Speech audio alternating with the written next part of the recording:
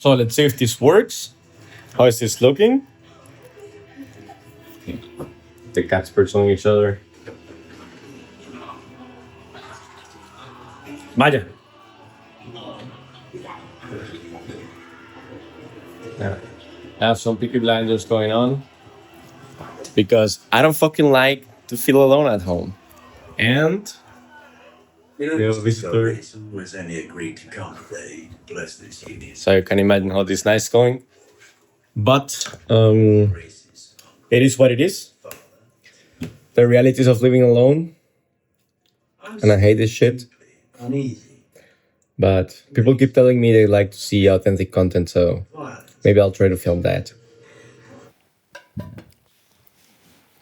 All right, people, so let's see what's for dinner tonight. I believe I'm gonna be cooking some... Let's check. Let me take you with me.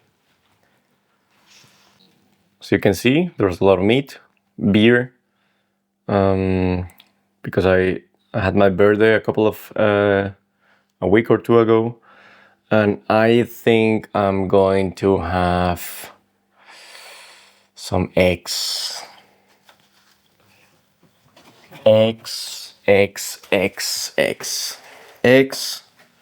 cheese.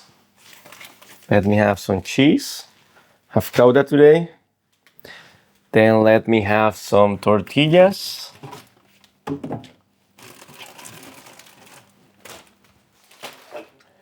And what is missing here? What is missing here?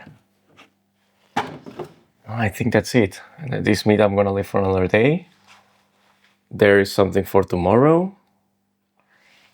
I guess we're okay. So let's cook something. And this is a very easy recipe. I got it from someone very special. And she didn't want me to share it with the world, but since we already found that it's on Pinterest, maybe I'll just show you. And hopefully she won't see this. You never know.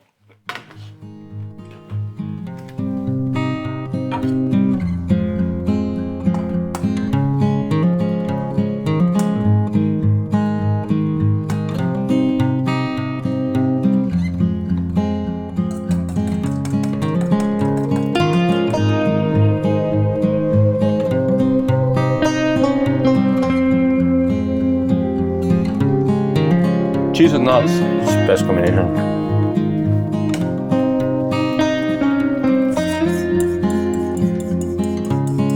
The beautiful thing about this recipe is the simplicity. It's cheese, eggs, some tortillas, and if you want to put something else in there, you can. I usually don't, but because maybe that's too lazy. I was thinking about this whole blogging thing, and because I like talking to the camera and, I don't know, expressing my thoughts. It helps me. It's like journaling, but live, like with your voice. And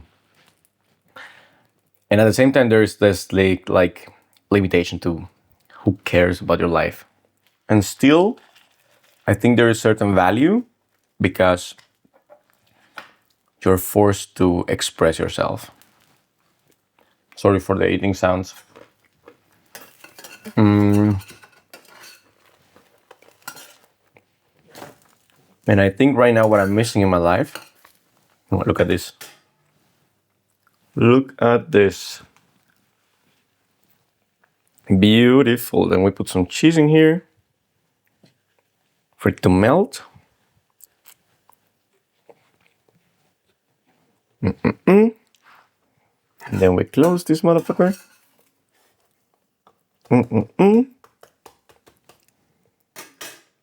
And it's basically done. Just wait a little till the cheese melts. This is about it. This is dinner for today with some peanuts. Quite a simple recipe. Nice protein, like this should have like 20, 21, no, maybe like 30 grams. And with the peanuts a little bit more. because it's 7 grams per egg, plus the cheese, which is maybe like 50 grams, 80 grams cheese, should be another like 15 grams of protein, and some peanuts, which will be about, I don't know, maybe 5-8 grams. So we're coming around below 40 grams, which is nice. And I will make a protein loaded dessert, so this is gonna be good.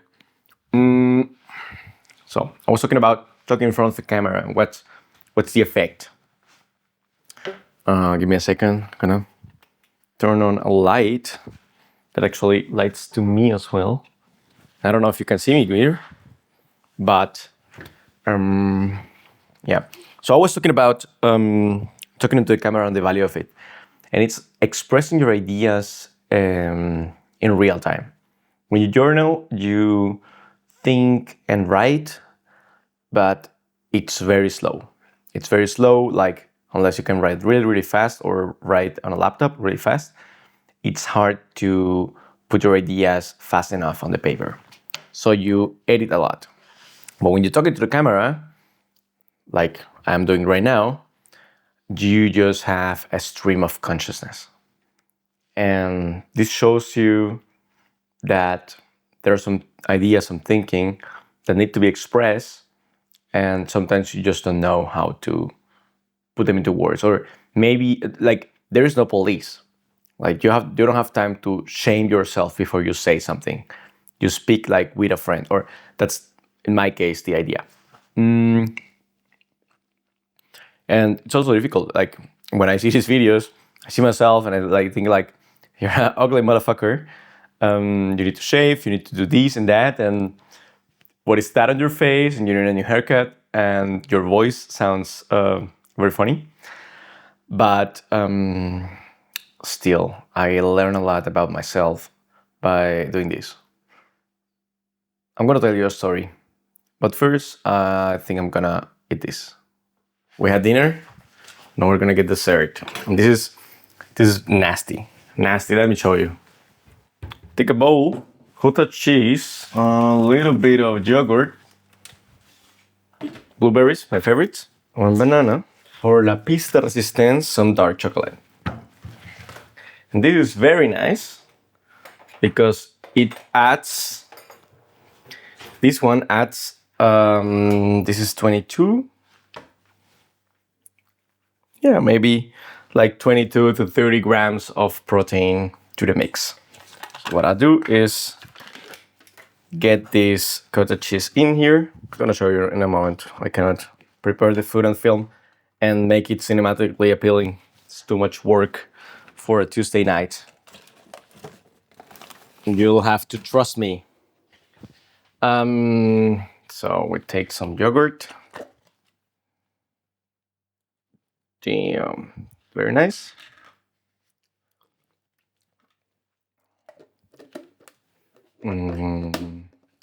This time I'm gonna make something different.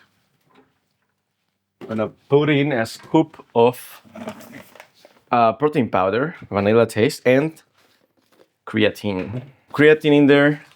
If you're not taking creatine, you're missing out. Creatine is the new wonder supplement, the healing medicine for everything you can have.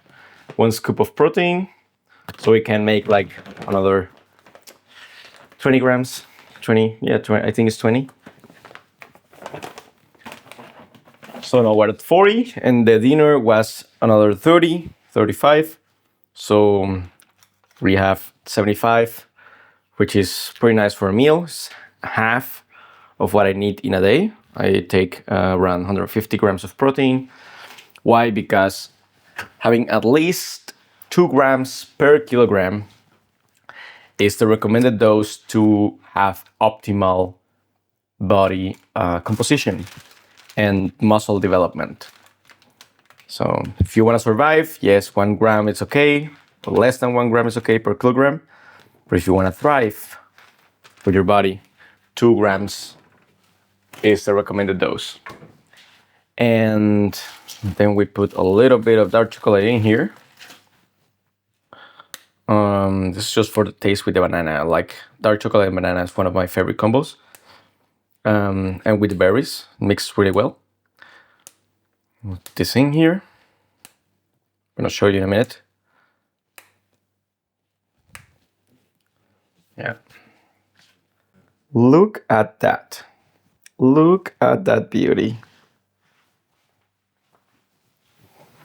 All right. I guess you cannot see me as well from here.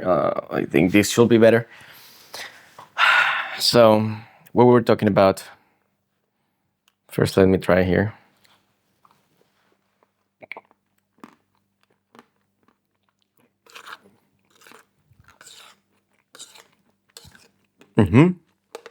Beautiful.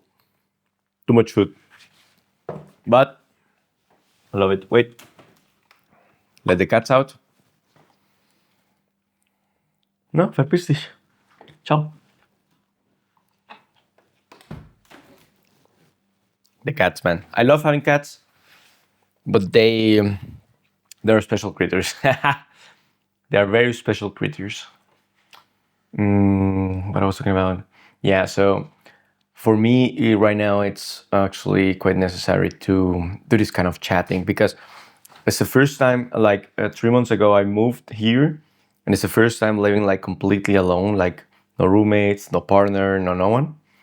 And I'm actually a very social person. I like having people around, having people to talk to, like getting home and having someone there just to like check in, like how was your day, or in the morning, like drinking a coffee. Hey, good morning. That's very important to me. This societal feeling because I always had someone at home, and it has been really hard for me to like living alone, and that's why this is an experiment, to be honest. So if you're bored right now, you can put the video away. But if you like looking into the lives of other people, I can tell you a little story about mine. Wait, and I don't want to complain. I'm blessed, to be honest, to be alive and to have the possibilities I have. It could be so much worse. Right now, just like I think the pain or the suffering we experience is not an absolute, but it's the delta between the place you used to be and the place you are right now, or the place you are right now and the place you want to be. Both can generate suffering, and it's not an absolute. Like a person can have very like really worse situation, a really worse situation that you have right now, but maybe their delta is positive. They went from something even worse to something better. They don't suffer. But if you have like a really good situation or a comfortable situation and you go to an uncomfortable situation, then your delta is negative and you suffer. So suffering or pain is relative, from no pain to pain. And my delta has shifted a lot. Exactly a year ago, I still had a relationship. I had certain financial stability being a freelancer. I felt included in a group of friends. I was pain-free or mostly pain-free. I was living in a beautiful, beautiful place. And I was feeling, no, that's not right. I wasn't feeling that confident about life, but I was feeling very comfortable in my life. Very comfortable. Like my main preoccupations were like, hey, when is the game night with friends? Or I'm going to the gym and I'm meeting the nice people and I'm working on my projects. And in the last year, everything has shifted. My relationship ended. My job became so much more difficult to the point that I had to take a part-time job to sustain myself. And even that, it's still difficult. I fell in love with someone that I don't know if we can be together. It's very, very complicated, like very complicated. And it hurts because I really like this person. Then I'm in constant pain. I have low back pain, chronic low back pain, and let me tell you, if you wanna wish bad on someone, don't wish them to die, or don't wish them, wish them chronic low back pain, chronic low back pain, because you're just gonna cripple them. It's incredible how damaging that is. I think Tim Ferriss talked about this in his podcast. Like, he has this as well, and how crippling it is to have low back pain, chronic low back pain. It amazes me. I'm flabbergasted. And all these things, and I'm living in a new place, and this place is not bad, but it's difficult because it's a construction site basically, and everything, a lot of things don't work like they should.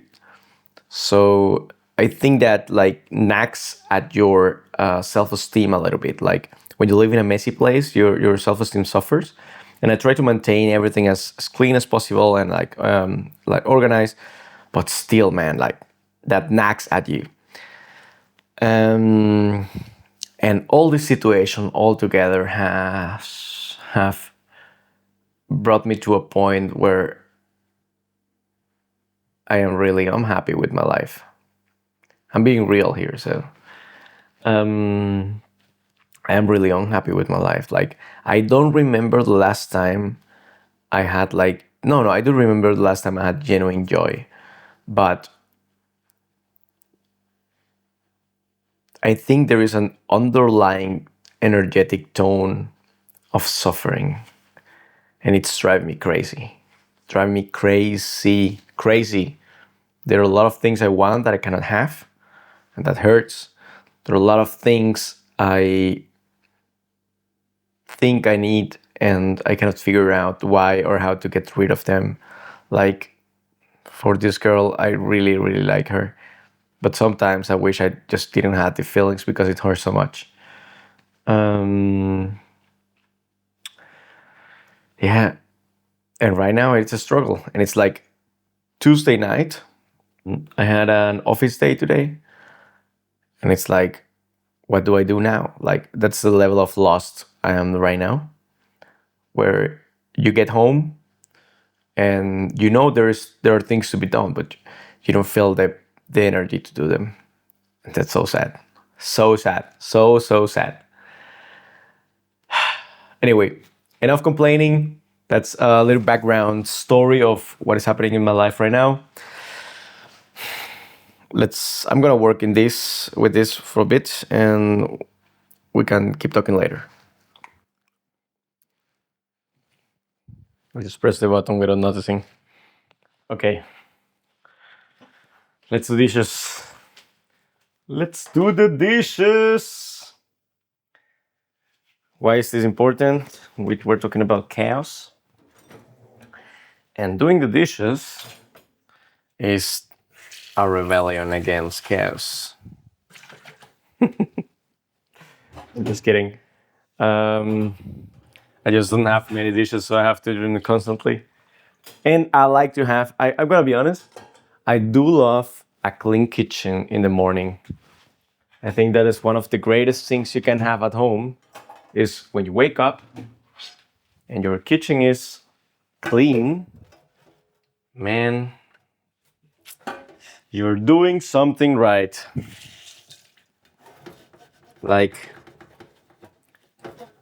It's like making your bed, probably.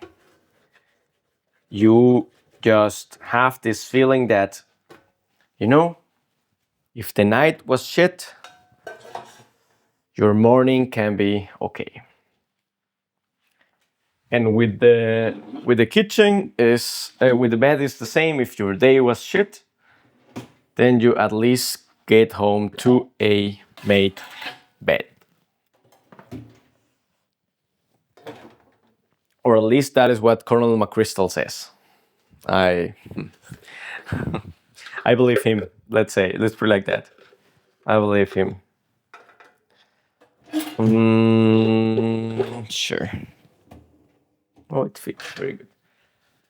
Yeah. Yeah, man.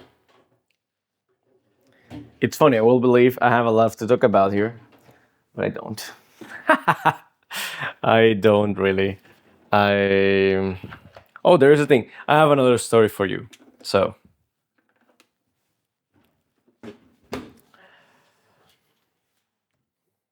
we were talking about this girl, and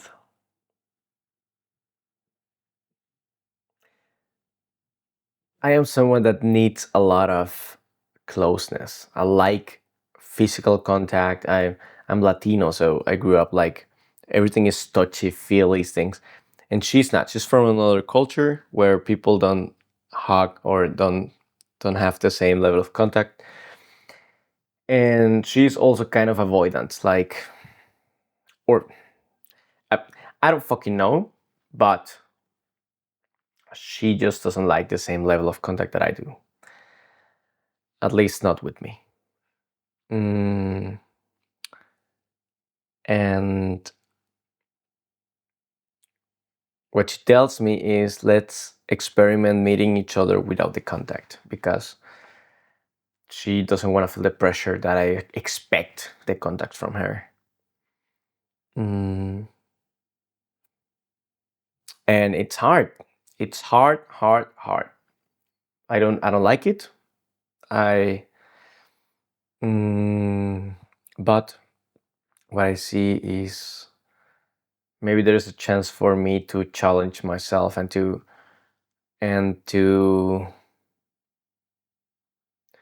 maybe love her like she needs to and not like I want to. Yeah, because usually when we try to love someone or give or show love to someone, we show love as we would like to receive love, but not everyone likes love equally. Or yeah, love. Let's call it love. Not everyone likes love equally. We'll have different needs, and hers and mine are very different, which is not a great sign for a relationship. But anyway, giving this a try. And I believe spiritual growth is being in a situation that triggers you and still being able to act in a different way that is not the automatic way for you. Because if it was only for me, it will be a lot of closeness, a lot of, closeness.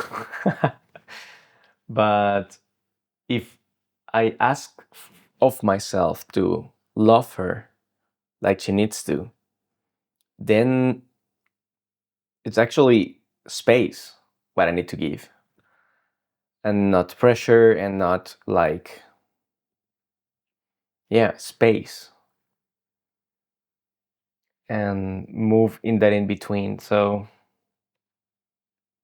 this is one of the great challenges I have right now, is how can I give space without having the feeling that I'm gonna lose her for it. Because I think that's the fear inside me, is that if we give each other just too much space, she's gonna forget about me. She's gonna not care about me anymore. I'm gonna land in the friend zone, basically. Um, it was a nice realization. I just realized this. Yeah, it's funny. So maybe the challenge for me is to learn to give her more space. We can try that. What do you think? Hmm? I'm just being fucked here. I'm not being fucked. Um, that is part of the problem. But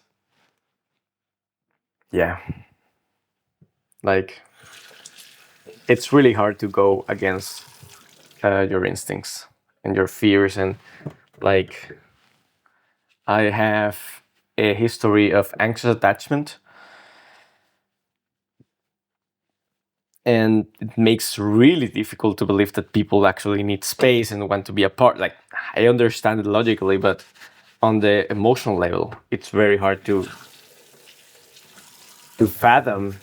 Wait, it's very hard to fathom that Someone would like just to have a lot more space and they need just a little bit of contact and that's enough for them. And I think the issue is they will be dominating the relationship at some point because the person that needs the least usually has the most power. Ouch. I have no fucking idea how I'm going to edit this video and if I'm going to be able to upload it. So if you're watching this, it took a lot of courage to put my life on the internet like this. But I also think like, hey, I'm struggling a lot right now in my life. Like it may seem like peanuts for some of you, but from my perspective, it's a lot of struggle. And if I'm struggling, then for sure there is someone else struggling out there with similar things or different things, but feel on the same level, like along with it, and everything is too much. And I believe that sharing your struggles or seeing that other people also struggle like you gives you at least a feeling that you're not alone and that maybe there is a better chance to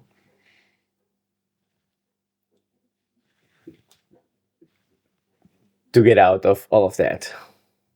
If you're struggling like me, welcome to the club. I was wondering what was happening. So we have a visitor.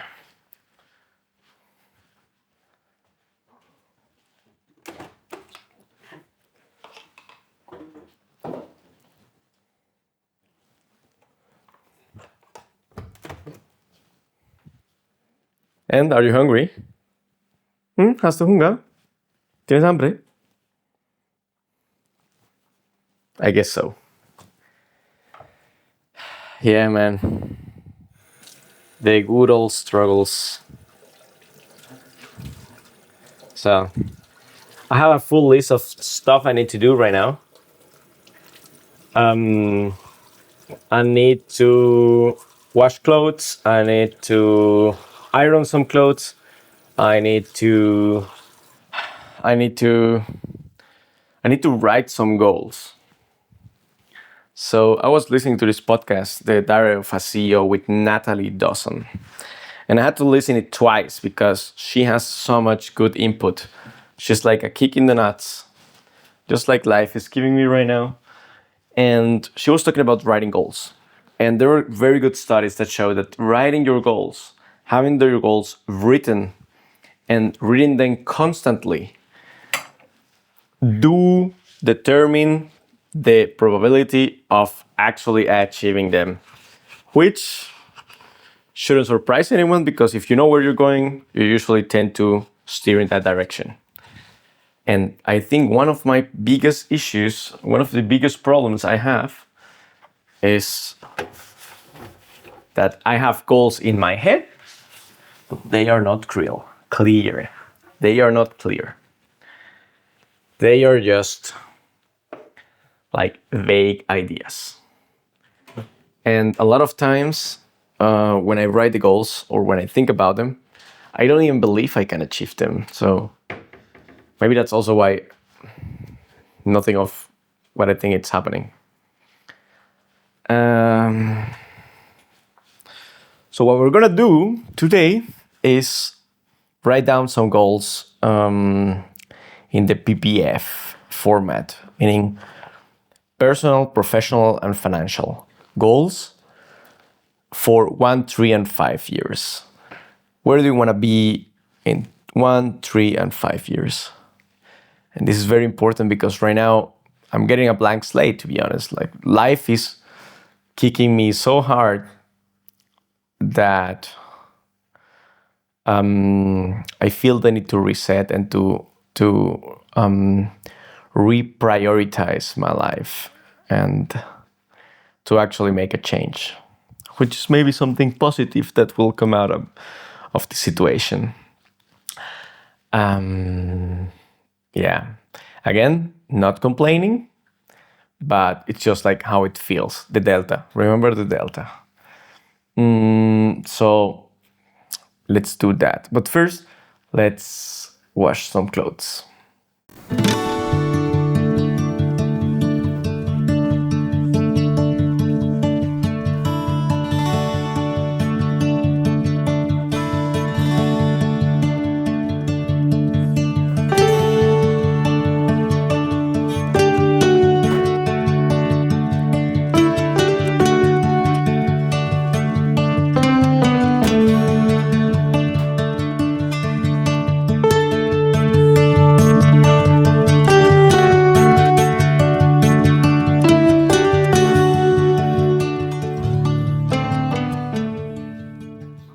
Chilling like a princess. Okay, people, let's write some goals. I don't remember the last time I wrote goals, to be honest. Maybe that's the reason I feel I'm not successful in my life. It's because I've written shit about goals in years. Let's give it a try. Oh, I need to answer some emails. Give me 1 second. We have good news. On Friday, I'm getting an article about my work published. Look at that! Very nice. Very nice. So things are hopefully gonna work out better because of this. We will see, but hopefully.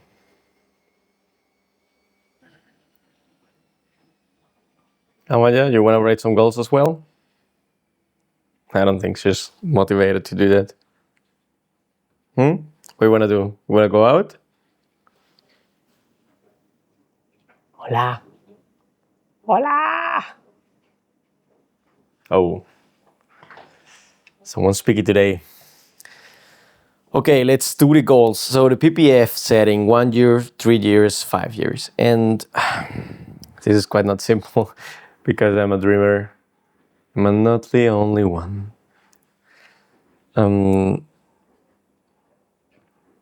Okay, so let's start with what are my personal goals in 1 year. So in 1 year, I want to live in a nicer place with a nice view, some greenery, and with my partner. I am in a very good relationship with an incredible woman.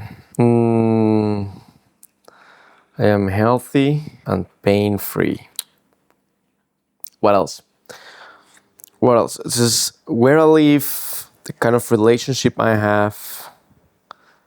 What else? I have a close group of friends. I feel supported by my Moai. Moai, which is a group of individuals that accompany you your whole life. That's nice. What else there is? What else there is? On the personal level, I travel.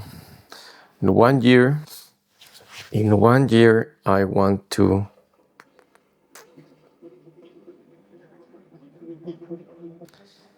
enjoy my hobbies, which I don't know what they are, to be honest. I don't have any hobbies. But I would like to have some activities, extra activities that I enjoy doing by myself or with other people, just for the joy of doing them. Maybe I feel at peace and regulated. 1 year I want to feel at peace and regulated. And okay, I think that's good enough. On the professional side, I am working with purpose on the things that are like play to me. What that is, I am still not sure. Maybe photography, videography, or sales, or coaching. I think those are like the 3 things that feel like play to me. Well, sales doesn't yet. but I think there's potential there. Coaching for sure feels like play, and videography, yeah, it feels like play. Communications feels like play for me.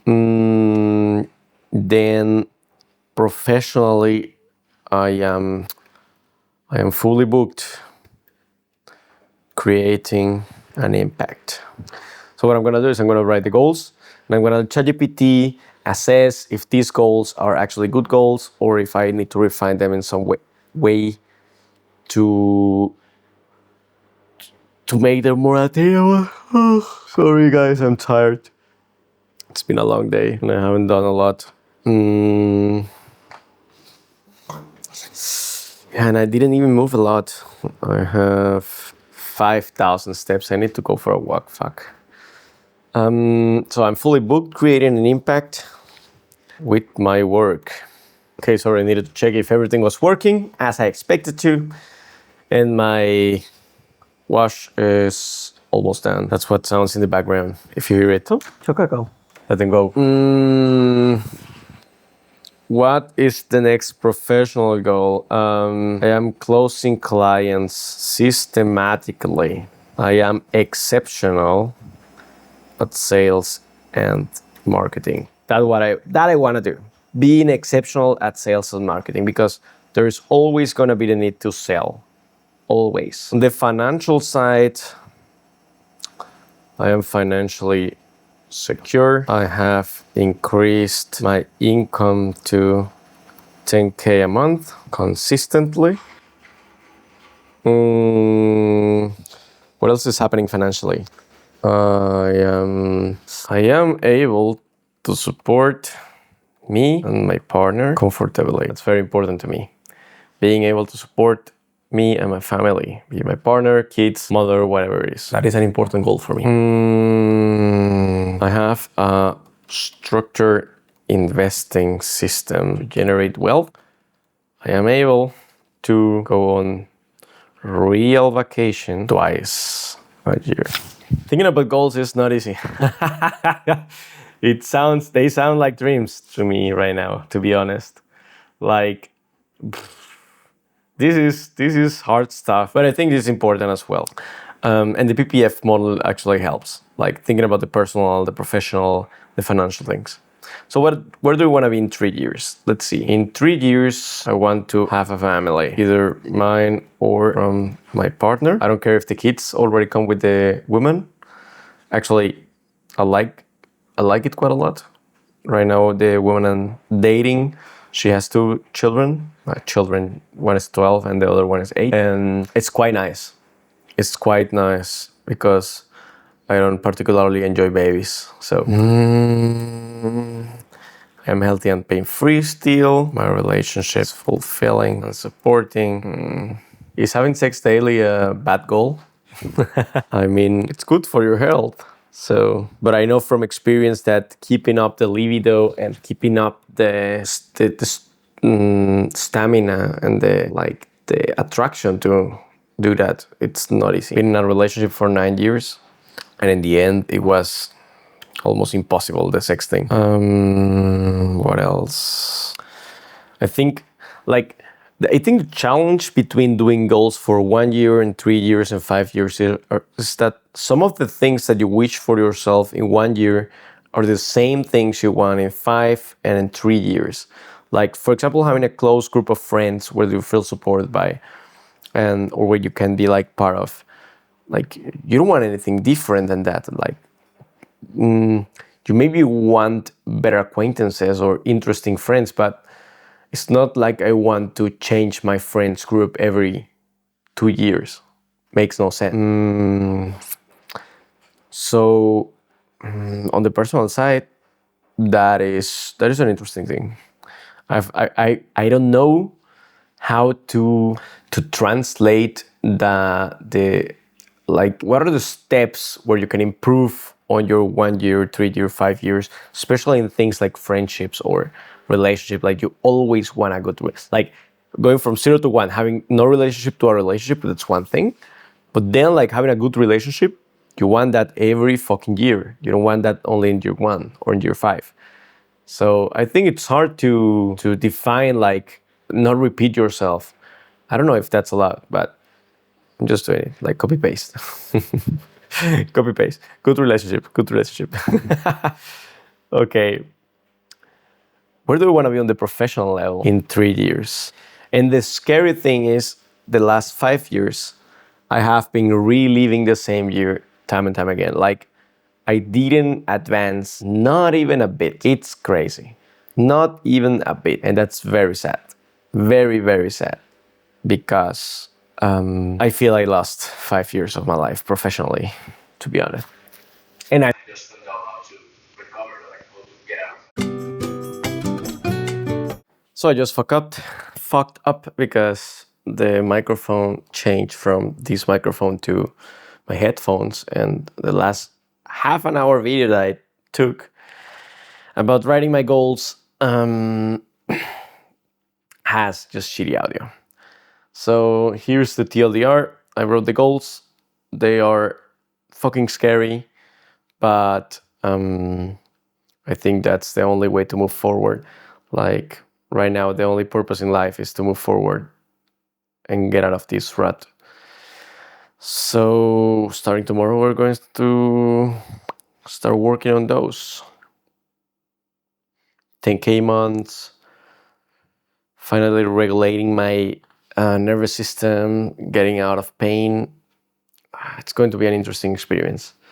And I'm going to show you everything about it. I'm going to try. Because I actually like film. I like filming, I don't like editing. So this is going to be like a 2 hours video now, like maybe a 45 minutes to an hour video of me babbling in the camera with minimal cuts. Like this Sam Sulek guy. We'll see. So now I'm just gonna like hang the clothes, brush my teeth, go to bed. But I hope this was entertaining for you, or at least you feel less alone because of it. I have no fucking idea. But take care. See you tomorrow.